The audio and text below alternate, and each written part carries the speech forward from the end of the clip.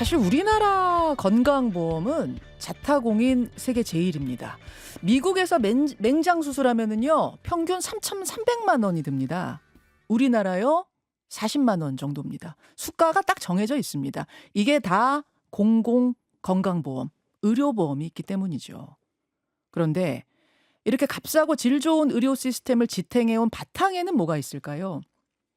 의료인의 수를 적정 수준으로 조정하는 거죠. 쉽게 말해서 의사 수를 적정 수준으로 유지해주는 대신 낮은 수가라도 참고 견뎌라. 전공의들도 월급 300만 원에 하루 20시간 가까이 일하지만 참고 견뎌라. 즉 건강보험 시스템을 유지하기 위한 일종의 밸런스가 맞춰져 온 겁니다. 이 밸런스가 깨지는 순간 의료 시스템도 붕괴할 거라는 게 그동안 전문가들의 예견이었습니다. 물론 이 밸런스는 시대 상황에 따라 조정은 돼야 할 겁니다. 하지만 매년 2,000명씩을 늘리겠다. 이게 과연 적정 수준이 맞았는가? 어떻게 나온 2,000명인가? 의대중원 회의록은 지금 파기가 됐다고 하죠. 자, 6개월이 지난 지금 의료 붕괴 상황이 실제가 되는 것 같습니다. 첫 시작은 응급실인데요. 응급실을 유지할 수가 없어서 문 닫는 곳이 늘어나고 있습니다. 그렇다면 그 다음은 뭐가 될까? 참 걱정입니다. 지난 6개월을 돌아보려고 이 인터뷰를 하나 준비했습니다. 그제 경찰 조사를 받고 온 분이에요. 대한전공의협의회 박단 비대위원장 만나보죠. 어서 오십시오. 네, 오랜만에 뵙습니다. 박단입니다. 정말 오랜만에 네, 언론 앞에 나서셨어요. 네. 그동안 어떻게 지내셨습니까? 뭐 사실 병원을 떠나 있는 상태라서 음. 사실 시간적인 여유는 좀 많이 있고요. 뭐 사람들도 만나고 이래저래 뭐 회의할 일 있으면 회의도 하고 뭐 그러고 지내고 있습니다. 그제 경찰 조사 받고 오신 거죠? 네, 맞습니다. 무슨 일인가 했더니 대한의사협회 전현직 간부들이 전공의들 집단사직 부추긴 거 아니냐? 이 부분에 대한 이 사건에 대한 참고인 신분으로 조사받고 오신 거네요. 네, 맞습니다. 예, 다 조사 마친 소감은 어떠십니까? 일단 조사를 거의 한 10시간 정도 받았고요. 사실 살면서 이런 것들을 처음 겪은 거라서 저도 쉽지는 않았는데 경찰 측에서는 사실 사실관계가 명확하지도 않고 출처도 조금 애매한 자료들을 이제 제시하면서 뭐 본인들이 어느 정도 생각하는 그런 시나리오가 있었던 것 같고요. 거기에 약간 끼워 맞추는 느낌이 아닌가라는 생각도 많이 들었고, 그다음에 말씀하신 것처럼 사실 의협 관계자분들의 참고인 조사 명목으로 불렀는데 예. 뭐 사실상 뭐 의협과의 관계나 부추김 이런 것들보다는 전공의들에 대한 질문들이 사실상 거의 대부분이긴 했었어가지고 뭐 제가 뭐 참고인이든 피의자든 이런 거 잘 모르긴 하지만 그냥 제가 느끼기에는 사실상 거의 피의자 조사나 다름없지 않았나 그런 생각이 들긴 했었습니다. 피의자로 신분이 바뀔 수도 있겠구나라는 생각 드셨어요? 뭐 그럴 수도 있지 않을까라는 생각도 했었습니다. 예. 그러니까 전공의들이 집단 사직하게 된 게 의협에 사주받은 거 아니야? 이제 이건 거잖아요, 네, 지금. 뭐 그런 것 같더라고요. 그러니까 의협의 단체 행동 지침 같은 게 SNS에 뿌려졌고 하니까 그게 네. 어쨌든 집단 사직에 영향 준 거 아니냐. 네. 그러니까 이게 사주 아니냐. 이거에 대해서 어떻게 생각하세요? 뭐 그제도 제가 출석하면서 말씀을 드렸는데 뭐 사실 의협이 사주했다라고 하기는 힘들 것 같고 결국은 전공의 선생님들 개개인의 개별적인 선택이었다고 저는 지금도 생각하고 있고요. 이게 상식적으로 생각해 보시면 사실 간단한 문제인 게 이게 뭐 사실 개개인의 인생이 달린 문제이잖아요. 사실 앞으로의 미래 30년, 40년이 바뀔 수 있는 문제다 보니까 예. 결국은 최종적으로는 본인이 결정을 해야 되고 예. 저나 의협이 사실 그분들의 인생을 대신 책임져 줄 수 없는 상황이다 보니 결국은 본인이 결정하는 문제라 생각하고 있습니다. 지금 가장 큰 걱정은 응급실이에요. 네. 종합병원들 상황이 어떤지 궁금한데 어제 출연한 김종인 전 국민의힘 비대위원장 크게 다쳐가지고 응급실에 가려고 했는데 네. 22곳에 전화를 해도 이게 치료해 줄 곳이 없더라. 네. 그러니까 지금 상황이 야간에는 심폐소생술 외의 환자는 받을 수도 없는 뭐 이 정도 상황이라는 게 맞습니까? 뭐 저도 병원을 떠난 지 벌써 한 반년이 지나서 지금 병원에 뭐 실상을 명확하게 아는 건 아닌데 뭐 제가 생각해 봐도 일단 뭐 김종인 전 비대위원장님처럼 그런 질환들은 사실 진료가 힘들 가능성이 클 거라고 생각은 하고 있고요. 이분 이제 이마 찢어져서 가신 그쵸. 거거든요. 네. 피가 좀 많이 네. 났다고 해요. 네, 그래서 아마 지금은 정말로 생명에 직결되는 중증 환자들 위주로만 받고 있지 않나 그렇게 알고 있습니다. 어떤 분들은 "아니 안에 의사가 있는 건데 지금 진료 거부하는 거 아니야?" 뭐 이렇게 댓글 쓰시는 분들도 계시던데 지금 그런 상황이 아니라는 거죠? 그러니까 응급실이라는 공간에 대해서 국민분들이나 환자분들이 좀 많이 오해하시는 부분이 있는데 응급실이라는 곳에서 응급의학과 전문의들이 이 모든 것들을 다 치료해 줄 수는 없거든요. 결국은 저희가 환자에 대해서 어떤 진료가 필요한지 진단을 내리고 그리고 각 전문과에다가 뭐 예를 들면 뭐 뇌출혈이 있으면 신경외과, 뭐 심장에 문제가 있으면 심장내과나 뭐 흉부외과 이런 쪽으로 저희가 의뢰를 드리는 것처럼 예예. 전문 진료가 필요하다 보니까 배후 진료가 되지 않으면 사실 응급실에서 그 병원에서 진료가 힘들다고 보시면 될 것 같습니다. 그러니까 그분들을 받아도 이걸 어떻게 지금 치료할 수 있는 여건이 안 되면 받을 수가 없는 거다 그런 그러니까 말씀이신 거예요? 뭐 받더라도 진단만 내리고 결국은 치료가 안 돼서 또 다른 병원 다시 가야 되는 경우가 생길 수가 있는 거죠. 그렇군요. 네. 예전에 예를 들어서 제가 근무할 때 예. 환자분이 뇌출혈이 의심돼서 전원을 오셨는데 예. 저희가 그 당시에 이제 "수술할 수 있는 의사가 없다."라고 해서 "환자를 받기 어렵다."라고 회신을 드렸음에도 불구하고 밀고 들어오셨어요. 예예. 그러니까 결국은 저희가 치료를 할 수 없으니까 저희 병원에서 진료를 받고 다시 다른 병원으로 결국 다시 전원을 가서 사실 진료는 진료대로 안 되고 지연만 되는 상황만 발생하는 거죠. 그러다 보니까 "안 된다. 어렵다."라고 보통 답변을 드리는 걸 겁니다. 지금 사례들이 많이 들어오는데 아주대병원 네. 여기는 경기 남부권의 응급 중환자까지도 받을 수 있는 이제 권역병원인데 굉장히 중요한 보루죠, 경기 남부에. 근데 상황 들어보니까 다음 달부터는 응급실 문 닫는 날이 생길 거다. 의료진들이 버티다 탈진해서 지금 사표를 줄줄이 내고 있는 상황이다. 이런 보도들이 나오고 있어요.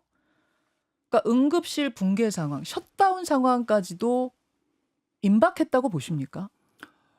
뭐 사실 가능할 수는 있다고 생각은 들어요. 결국 아까 말씀드렸던 것처럼 배후 진료가 되지 않으면 사실 응급실에서 진료를 보는데 부담이 커질 수밖에 없고 만약에 응급실에 환자가 오더라도 예를 들면 최종 치료가 안 되면 다른 병원에 전원을 보내거나 이런 거에 사실 업무 과부하가 생길 수밖에 없는 데다가 이제 진료를 보는 입장에서도 해결이 되지 않으니까 '이걸 네. 어떻게 해야 되지?'라는 약간 그런 고민들이 생길 수밖에 없고 응급실에서 근무하시는 분들도 업무 과부하가 생기면 이제 진료 현장을 떠나게 되는 경우도 있을 수가 있죠. 그리고 또 배후 진료가 되지 않으면 또 문제가 뭐냐면 네. 응급실에 계속 체류가 좀 지연되는 경우가 있을 수 있는데 인제 일단 베드까지는 그쵸. 뭐 차지했지만 예. 올라가지 못하고 계속 예. 있는 경우 예. 많잖아요. 그러면 환자 상태가 또 나빠지게 될 수 있고 만약에 그렇게 되면 또 결국은 최종적인 책임을 응급실에서 응급의학과 의사가 져야 될 수 있으니 그런 거에 부담도 사실 늘어날 수밖에 없는 거죠. 그러니까 응급실 안에 지금 의료진이 얼마 있느냐도 문제지만 네. 위에 지금 종합병원 상황, 위에 베드 그쵸. 상황이 받아줄 수 있는 의료진이 또 위에도 있어야 되는데 거기서 자 그 환자 아까 급하다고 그랬죠? 저 내과로 보내서 이게 안 되면 그쵸. 응급실에서는 그래도 또 받을 수가 없는 상황인 그렇죠. 예를 들어서 흉통으로 오신 환자분이 있으면 예. 뭐 심근경색 이런 것들은 결국은 심장을 먹여 살리는 혈관이 막히는 질환인데 예. 뭐 최근에 청문회 나오셨던 배정환 교수님 같은 분들도 심장내과에서 이제 그런 혈관을 뚫어주는 시술 같은 것들을 하시거든요. 근데 예. 그런 분들이 안 계시면 이제 심근경색에 대한 치료가 안 되다 보니 이제 뭐 또 다른 근데 또 응급 상황이잖아요. 예. 그런 상황에서 뭐 진료는 안 되고 이제 문제가 생기는 거죠. 곧 추석이에요. 네. 근데 명절에는 원래 응급실에 사람이 많이 오지 않습니까? 그쵸. 주변에 이제 갈 데가 없으니까.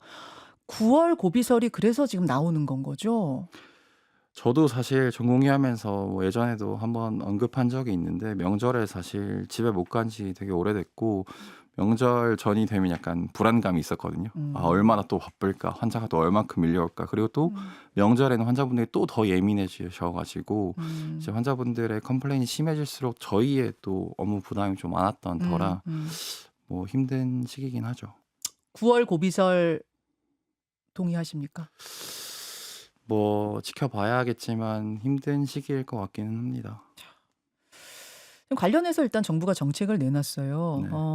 경증 환자가 응급실 이용할 때는 본인 부담 비용 올리겠다. 네. 요거는 그러니까 경증 환자는 가능한 오지 말아라 뭐 이런 거겠죠. 그리고 군의관 급파하겠다. 근데 지금 군의관을 급파할 수 있는 군의관 수는 넉넉진 않다고 합니다. 그리고 인건비 더 지원하겠다. 이거는 어떻게 대안이 좀 될까요? 일단은 뭐 경증 환자들을 좀 줄여야 한다. 이런 이야기들은 제가 작년에도 정부를 상대로 이야기를 했던 거긴 하거든요. 어. 응급실에 어쨌든 경증 환자가 체류하고 있다 보면 그 환자를 보느라 사실 중증 환자에 대한 업무가 분산될 수밖에 없다 보니 사실 중증 환자 진료를 보기 위해서라도 경증 환자 수를 좀 제한할 수 있는 그런 정책들을 만들어야 하지 않겠냐라고 지속적으로 이야기했음에도 불구하고 사실 그동안은 무시당하긴 했었거든요. 아, 경증 환자가를 받는 순간 중증 환자들이 또 기다려야 되는 상황이 되니까. 그렇죠. 뭐 예를 들면 응급실에서 제가 예전에 뭐 코로나일 때 환자가 거의 이제 퇴원 지시를 내렸음에도 불구하고 예. 남은 수액을 다 맞고 가겠다라고 하고 있는 상황에서 그렇죠. 베드가 없다 보니 밖에 있던 뭐 분만이 임박한 산모들도 못 들어오는 상황이 생길 수가 있거든요. 어쨌든 의료 자원은 한정적이다 보니까 그런 부분에 있어서 응급실의 본연의 역할을 하기 위해서는 이제 경증 환자들을 어느 정도 좀 의료 수요를 좀 제한하는 게 필요하지 않겠냐라는 이야기를 한 적은 있습니다. 그렇군요. 그렇군요. 그럼 그럼 지금 뭐 의료 인건비 더 주겠다. 응급실에서 이 진찰하는 분들, 네. 이 의료진들 더 수가 올리겠다 뭐 이런 거 아니에요? 이건 어떻게 생각하세요? 사실 전공의들은 박봉이었어 가지고 뭐 어느 정도 효과가 있었을지 모르지만 교수님들은 또 모르겠습니다. 돈을 더 준다고 더 버틸지 어떨지 뭐 제가 가늠할 수 있는 부분은 사실 아닌 것 같긴 합니다. 지금 이렇게 상당히 이제 듣고 있다 보니까 뾰족한 답은 안 보이고 답답한 생각이 이러다가 정말 내가 혹은 우리 가족이 갑자기 아프면 어떻게 되는 거지? 이제 이런 두려움이 밀려드는데 결국은 우리나라의 종합병원을 지탱해 오던 밸런스, 즉 공공건강보험만 있으면 어디든 이용할 수 있었던 그 의료 시스템, 그 밸런스의 붕괴가 시작된 게 아닌가 이런 느낌이 듭니다. 전공의들이 처음에 이 정책 방향에 심각한 문제가 있다고 하면서 병원 떠날 때 사실은 다시 돌아올 거라고 생각했어요. 뭐 가면 어디 가겠어. 어쨌든 전문의 따야 되잖아. 레지던트들, 인턴들. 그럼 다시 돌아오겠지. 라고 했는데 6개월이 지나도 돌아오지 않고 있습니다. 지금 돌아온 분들이 얼마나 되세요, 전공의들? 저도 정확하게 파악은 못하고 있는데 뭐 근무하는 분들이 한 10% 좀 안 되는 걸로 알고 있습니다. 제가 조사한 거 한 9% 돌아온 네. 걸로 알고 91%는 아직도 안 돌아온 네. 건데 안 돌아오면 진짜 사표 수리한다 계속 그랬잖아요. 네. 수리 다 됐고 그러니까 이미 된 곳도 많고요.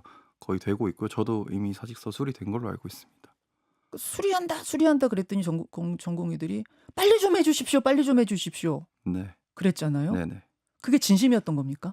뭐 사실 이제 저희는 면허가 이제 저 같은 경우에는 세브란스 병원에 걸려 있다 보면 이제 다른 병원에서 일을 할 수가 없으니까 사직서 수리를 빨리 하고 다른 병원에서 뭐 일을 하거나 뭐 할 수 있게 해달라 아니면 뭐 퇴직금 처리나 이런 것들을 해달라 요청을 한 거죠. 예를 들면. 종합병원이 아니라 그러니까 뭐 동네 병원 네. 이런 데서도 일반의로 그냥 일을 하게 해달라 네. 이런 어쨌든 거죠.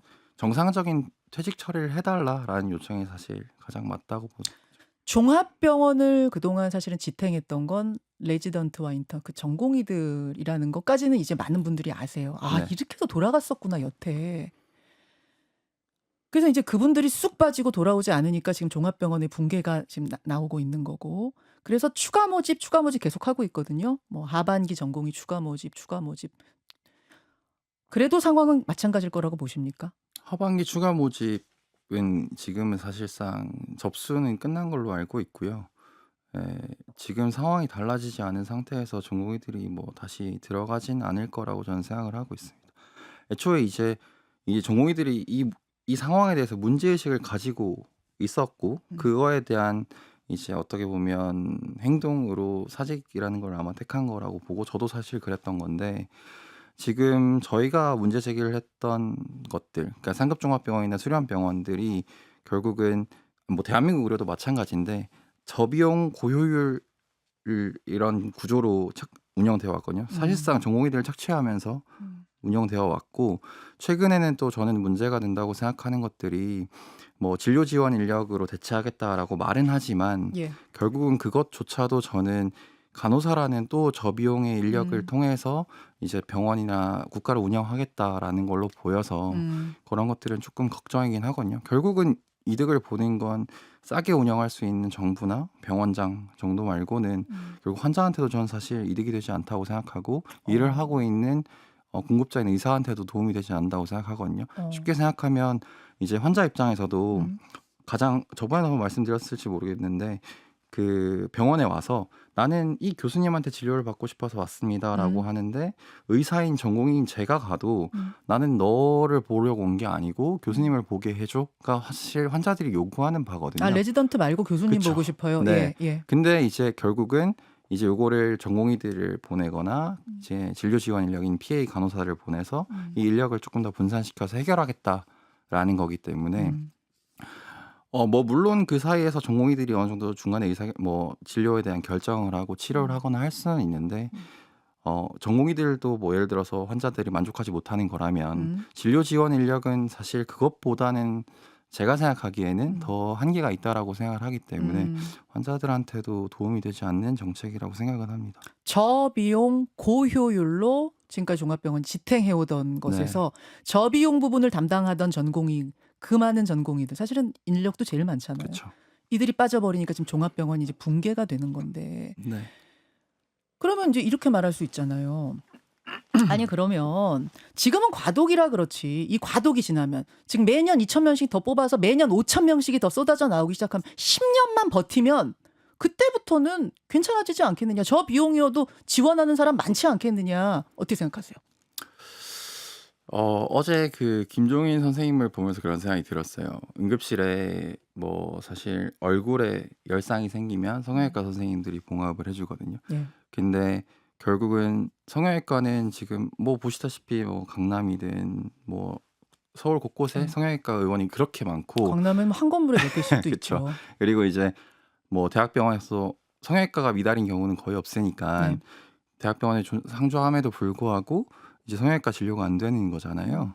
그러니까 결국은 성형외과를 선택하더라도 이런 응급실이나 이런 진료보다는 다른 쪽을 택하는 경우가 많은 거단 말이죠. 예. 그러니까 결국은 의사들이 많이 뽑힌다고 하더라도 예. 그 사람들이 중증이나 응급 이런 질환들을 보는 의사가 되지 않으면 사실 무슨 의미인가라는 생각이 들기는 해요. 이 논의의 맨 처음으로 돌아가 보자면 네. 그리고 필수 의료 뭐 네. 이런 어려운 의료들 네.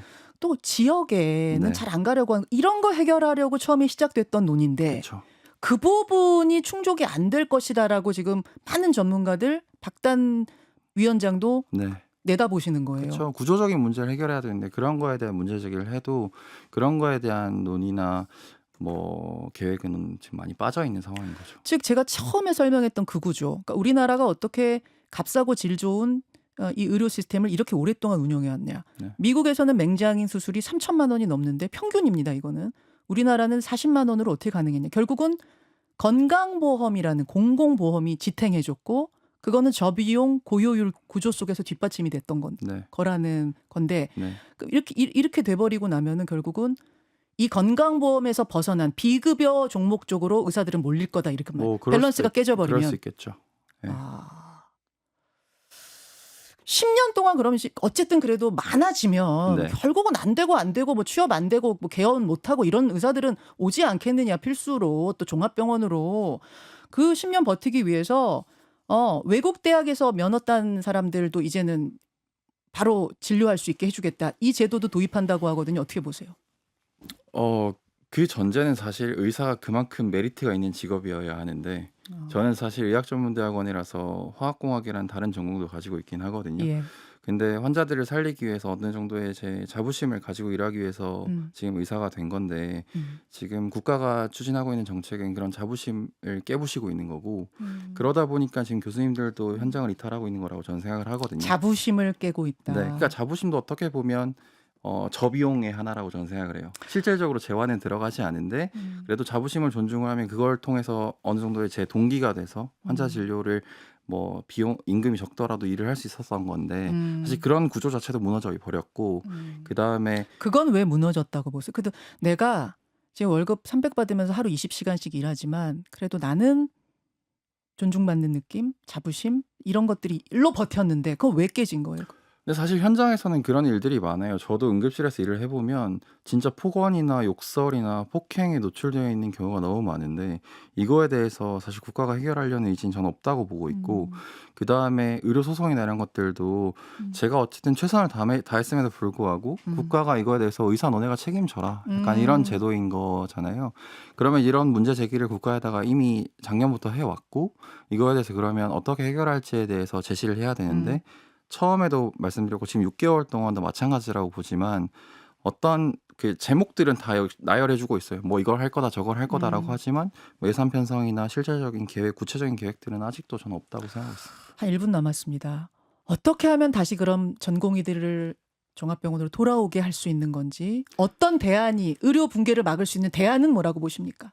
저는 사실 처음부터 그래서 이것들을 해결하기 위한 요구안들을 제시했고요. 지금 저는 안타까운 건 뭐 정치권에서도 요런 문제에 대해서 개입을 해야 되지 않나라는 생각을 하고 있어요. 뭐 정부가 계속 이런 이야기들을 하고 있고 사실 뭐 국민의힘 같은 곳에서 이런 정책에 대해서 결국 국민들에 대한 문제잖아요. 손을 놓고 있는 것 같아서 좀 아쉽고 그 전에는 뭐 예를 들면 당대표나 최고위원들이 뽑히기 전이었다라고는 하지만 예. 이제는 한동훈 당대표도 이 사태에 나서서 어떻게 해결해야 될지 좀 고민이 필요하지 않나라는 생각을 하고 있습니다. 손 놓고 있지 말아달라. 그쵸. 의정 소통 끊어졌죠 지금. 그쵸. 뭔가 대책을 마련해야 되지 않는가. 네. 사회가 나서달라. 네. 정치권이 나서달라. 네. 여기까지 말씀 듣겠습니다. 박단 전공의협의회 비대위원장 고맙습니다. 네, 불러주셔서 감사합니다. 김현정의 뉴스쇼는 시청자 여러분의 참여를 기다립니다. 구독과 좋아요, 댓글 잊지 않으셨죠? 알림 설정을 해두시면 평일 아침 7시 10분 실시간 라이브도 참여하실 수 있습니다.